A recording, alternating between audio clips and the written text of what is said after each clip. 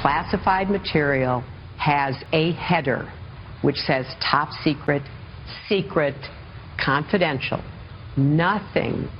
And I will repeat this, and this is verified in the report by the Department of Justice. None of the emails sent or received by me had such a header. Wow. By the way, you don't need classification. Does not always come with a header, and Hillary knows that. All right. Hillary Clinton last night making up yet another excuse about the classified emails being found on a private server.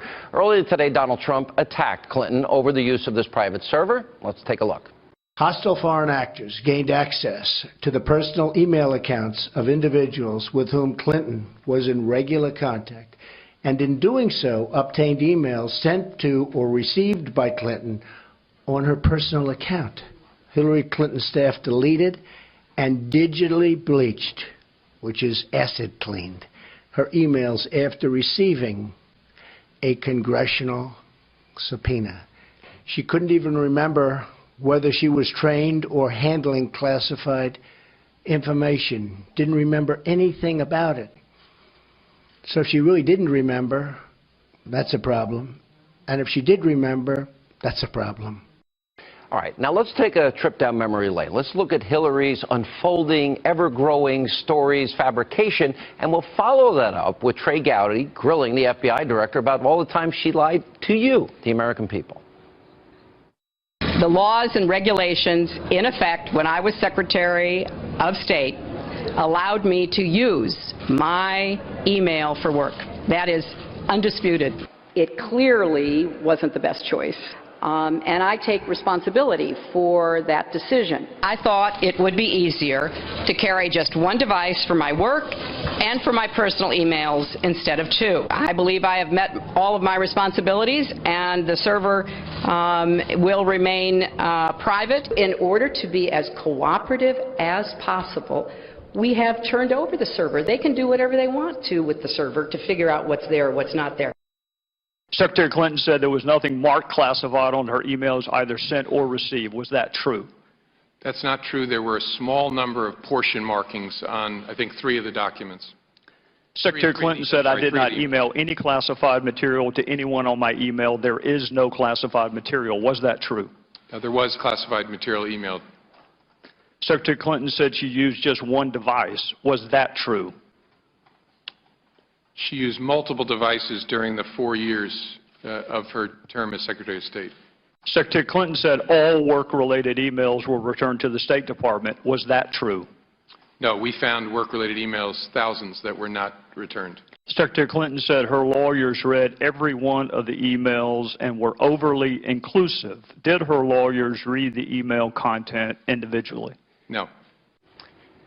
Here was reaction. Fox News contributors Ebony Williams and the host of Justice Judge Jeanine Pirro. Okay, well, first of all, she didn't wipe it clean with a cloth. She used bleach bit. If that doesn't prove criminal intent, I don't know. By the way, it wasn't one device. We now find out it's 13 to 14 devices. Yes. Okay, and they smashed them with a hammer. Mm-hmm. How did James Comey not come up with an indictment here? You know, as you know, Jim is a friend of mine, or was when I was the DA. I have never been more disgusted with someone who was a former prosecutor and the way he has covered this up and gone to such great lengths to protect a woman, to protect anyone. And the document dump on the Friday before Labor Day? For Jim to say that, you know what, we wanted to get it out as soon as possible, Jim, that is hogwash, and you know it. I've lost all respect for the man. Right. I have. He may be the head of the FBI, but shame on him for what he has done. Ebony? Wow. Well, you know, he did say he knew he was going to get this kind of criticism. I will say he came out and he said, look, I knew I was going to take some heat for dumping it on a Friday before a holiday, but he felt like it was transparent. As the judge said, that was his rationale. But he did say there's more to come. And I think we have to pay attention to that. That's very important. I absolutely expect as he gets it ready, we're going to get more and more. And this isn't the end of that. You know what, though? If you use wait a minute. I delete emails, you delete emails. We've all deleted something. Sure. Okay, I don't use bleach bit. Doesn't that show criminal intent? Yeah, you know what's the worst, though, Sean? Trey Gowdy said God can't find them after bleach pit. Yeah, and she knows that, right? Her reliance, though, on the header situation. It's so desperate, and it's factually and legally just unacceptable, and it's insufficient. And she knows this because, you know what? Hillary Clinton's also a lawyer, and she knows that that doesn't cut the mustard. Hillary Clinton is a lawyer who's danced with prosecutors her whole career. So what do you do when somebody lies with regularity like this? Lied about Benghazi, lies all with basically. What do you do when 40% of the country you can have her on video popping somebody in the head, with a gun and at point blank range, and they'll still vote for her? And you know what, Sean? That is the sad part of this. Hillary Clinton has lied so often and so much that the American public is immune to it. I mean, they don't think it matters anymore. But what they don't seem to understand is that we cannot have a leader who lies to us continuously for her own benefit, for money and for power. Judge, We're in a dangerous I don't know. I agree, Judge, that people don't care. I think people know she's a liar. People say why would you vote for a liar for president? Because many people say they're choosing between someone they don't like and someone they don't trust. Now, I'm not going to judge that decision, but that's what a lot of people are telling me. Who are you voting for? My secret, Sean. That's why we have private callers. The woman not her. To be I've been honest about that. This woman destroyed evidence after a congressional subpoena. If I did this and you were a prosecutor, I would have been in. Given me money and I would have still indicted you. Yeah, that's true. I did donate to you when you were running. I did. It was money well spent because I got to yell at you at a dinner. Some guy over at CNN says an unnamed NBC executive called Lauer's performance a, quote, disaster. And the New York Times TV critic writing, quote, Lauer loses the war in a battle between the candidates. Howie Kurtz is host of Fox News' Media Buzz. Bill Burton is a former Obama White House deputy press secretary. So I'll start with this. I am friends with Matt Lauer, and I respect Matt Lauer a lot. And I think he's actually doesn't get nearly enough credit for the tough questions he asks on that show. I don't know, Howie. You can't win in this election. You can't win, especially with all due respect to our brethren, the left-wing press, because they want to see you kill Trump. And if you try to throw too much shade at Hillary, then they want to kill you. Your thoughts? The moderators are big, fat targets these days, and any fair reading would say this. Matt Lauer did a solid job. He threw hardballs at both candidates with one swing and a miss, which we'll get to. And a lot of the criticism from the left is partisan, from people who think Trump's an outrageous liar and that Matt Lauer should have smashed him to smithereens. New York Times, let me read you a news story headline. The columnists are entitled to say what they want. Lauer surrenders to Trump. This is from a guy who asked Trump, can America take the risk of electing a guy who makes so many incendiary comments that you could spark a war? You know, the amount of opinion that goes into these reports, you know, this is what happens.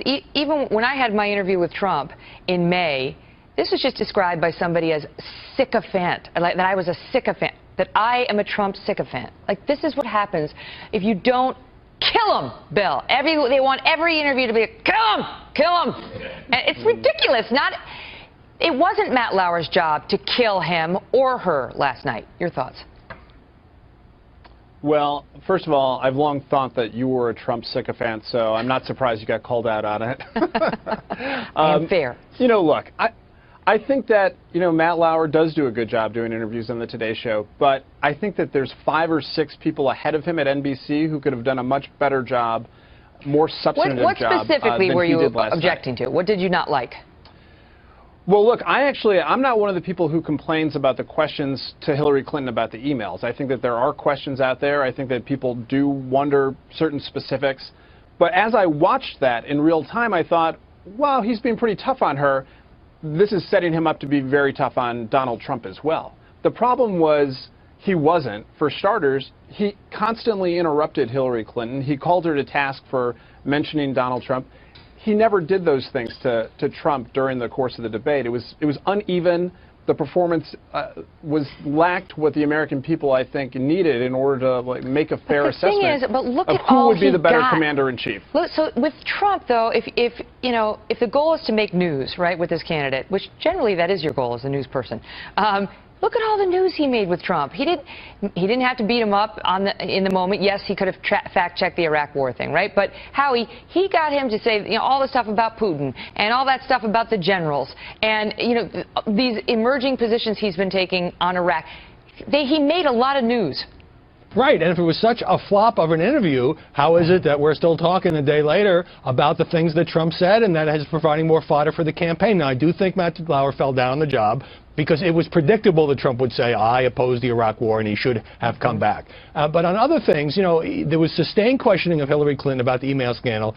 The recent Trump controversies about the Trump Foundation contributing improperly to the Attorney General of Florida and the Trump University, those weren't related to national security, so maybe there wasn't the same kind of sustained questioning. But the idea that he laid down for Trump, I really think reflects the hyper-partisanship which all of the moderators, including our colleague Chris Wallace, are going to face in these debates because moderators are targets now, too. In a way, Wallace will have it easier, Burton, you tell me, because they'll be next to each other. So it's like, have at it. Go for it, you two. When it's just you and the guy, you know, or you and the woman, it's tougher. Yeah, I think that's right. But I do think that it was unbalanced. It's important to note, even if you just look at the way that the debate opened, or the forum opened, for Hillary Clinton, it was the sustained questioning. For Donald Trump, it was, well, please tell me, why would you do such a good job as Commander-in-Chief? But, you know, that that can also be a tactic by an interviewer to get the candidate talking. And with Trump, it's always fascinating when he does. And, you know, generally, that is true. There's always a headline. There is backlash, to say the least, tonight against NBC's Matt Lauer, who hosted the network's presidential forum last night. Many considered the primetime event to be a dry run for the upcoming presidential debates, but Lauer is getting hit hard with criticism for his questioning of both Hillary Clinton and Donald Trump. What have you done in your life that prepares you to send men and women of the United States into harm's way? Well, I think the main thing is I have great judgment. I have good judgment. I know what's going on. I've called so many of the shots. And I happened to hear Hillary Clinton say that I was not against the war in Iraq. I was totally against the war in Iraq. You can look at Esquire magazine from '04. You can look at before that. And I was against the war in Iraq because I said it's going to totally destabilize the Middle East, which it has. It has absolutely been a disastrous war. And by the way, perhaps almost as bad was the way Barack Obama got out. That was a disaster. People talk about you and Commander-in-Chief, and not just Secretary Clinton, but some of your Republican opponents in the primary season, and they wonder about your temperament. And they say, does Donald Trump have the temperament to be Commander-in-Chief? How will you determine when and where to deploy troops directly into harm's way, especially to combat ISIS? As briefly as you can. What was our decision? Our decision was to try to put together an international coalition that included Russia and China to exert the kind of pressure through sanctions that the United States alone could not do. Right, but you said you think you're going to cheat. Look, this is an important issue. I know we're on TV. We don't have a lot of time. I want to get to a lot of questions. I will talk quickly. Reaction was overwhelming and not in a good way on Lauer. Chris Cillizza of the Washington Post tweeted, quote, Matt Lauer was tougher on Ryan Lochte than on Donald Trump. Paul Krugman, a fixture of the New York Times editorial pages, tweeted, quote, multiple questions about email. Trump lies blatantly, not for the first time, about Iraq. No follow-up priorities. Vanity Fair editor and Newsweek writer Kurt Eichenwald tweeted, and I quote, I think Matt Lauer was trying desperately to impress others in the press to prove he's not just a morning show lightweight. Failed. And Washington Post fact-checker Glenn Kessler tweeted, quote, Matt Lauer needed to do more homework for both candidates. Very poor follow-ups. And finally, U.S. News and World Report's David Catanese tweeted, quote, the left is steamed at Matt Lauer for letting Donald Trump off the hook. Well, not only that, there was also criticism for the fact that he seemed to be hustling and hurrying Hillary Clinton along. Joining me now is Fox News Sunday host and host of this year's third presidential debate, my old friend Chris Wallace. Chris, your reaction to seeing the roasting that Matt Lauer is taking? Well, I have to say I was surprised. I watched it last night. I thought he did a pretty good job. He certainly was tough on Clinton for the first, I don't know, 5, 6, 7 minutes, whatever it was, about the emails. He was tough on her. I don't think he was unfair, but he was certainly tough on her. And, you know, should he have gone back at Trump when he falsely claimed that he had been for the war, the invasion of Iraq before it happened? Sure. But having said that, I mean, think of what he got Trump to say, or Trump under questioning ended up saying. He said that Obama has reduced our military to rubble, that the intelligence briefings tell him that Obama and Clinton didn't follow what they were being told in terms of intelligence. He's uncomfortable with the idea of men and women serving in the military together. He talked about the fact that we should take the oil from Iraq as if it's something you could put in a FedEx box and ship out of the country. I mean, it isn't as if Donald Trump didn't have a tough time, too. So what is this whole episode, and particularly the response to to Matt Lauer, say to you about the climate for being a debate moderator these days? And that wasn't even a debate. No. Well, a couple of points I would make. One, this has become a highly partisan campaign, and the criticism not just of the candidates, but of us in the media and how we handle the candidates has become hugely polarized. I think that, as you mentioned, a lot of this criticism, Lauer, most of it came from the left, whether they're trying to work the refs for the debate, whether they just are unhappy that they thought he was tougher on Clinton than he was on Trump. I don't know.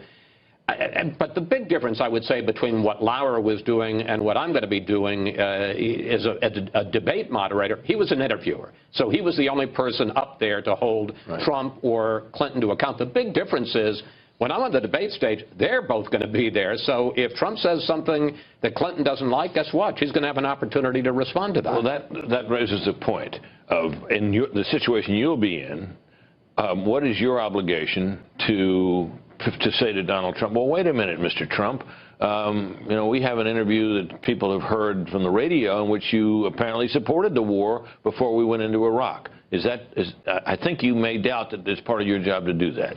Well, look, I don't know exactly what I'm going to do in the moment, but my disposition is I would rather have the two candidates speaking to each other than speaking to me. I mean, what good does it do whether I'm talking to Hillary Clinton? Let's say she says something that I think is false. Do I want to get into an argument with her? I'd rather have her and Trump fight it out, and vice versa. If Trump says something that Clinton believes not to be the case, you make yourself too big a figure as the moderator in the debate. It's not a debate anymore. It's like a couple of side-by-side news conferences, and I don't think that's the point. So your intent would be, in a situation like that, to quickly give the other candidate the opportunity to pick up on what appears to be a factual misstatement. Yeah, absolutely. And I'm not saying that if they don't, that I won't, but that would certainly be my preference, is that they ride herd and keep check on each other. So are you looking forward with high anticipation and good humor toward this event, or are you looking forward with some anxiety to what you're about to face? The answer is yes. No, sure, it's a great honor, but if I didn't already know, and I do, that this is a high-wire act and that the media can, and certain elements of the media can and will use anything you say or don't say against you, the experience of Matt Lauer last night certainly put any of those doubts to rest. Yeah, I don't blame you. I've always thought that, having done a few debates myself, is that, you want to be strong and sharp, so the candidates will be strong and sharp, but you don't want to make yourself the story.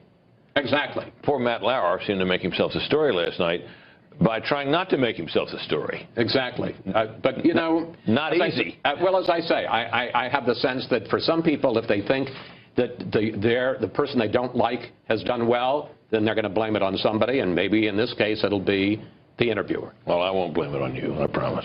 Thank you. Thank you, Chris.